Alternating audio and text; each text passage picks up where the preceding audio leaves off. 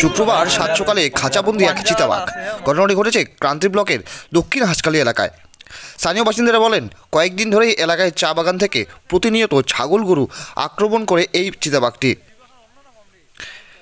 স্থানীয় বাসিন্দাদের উদ্যোগে কাঠামবাড়ি আপালচাঁদ রেঞ্জ অফিসের সাথে যোগাযোগ করলে বাঘ ধরার খাঁচা পাতা হয়। শেষমেশ 4 দিন পর চিতাবাঘটি শুক্রবার সকালে খাঁচাবন্দি হয়। খাঁচাবন্দি বাঘটিকে দেখার জন্য এলাকার প্রচুর মানুষ ভিড় জমিয়েছিল। কয়েকদিন থেকে আতঙ্ক পরিবেশ থেকে সাময়িক স্বস্তি মিলল বলে এলাকাবাসী জানিয়েছেন।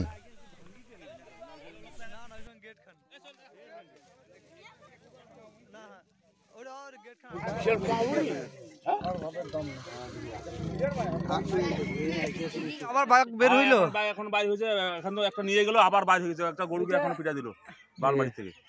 তাহলে আপনারা একটা ডিউতে ফোন করেন, হ্যাঁ আবার জানান যে আবার বের হচ্ছে। আচ্ছা আচ্ছা, ঠিক আছে, হ্যাঁ ঠিক। বাগানটা কাটের এখনই বের হইলো না? হ্যাঁ এখনই বাড়ি। আর এখন যে দেখে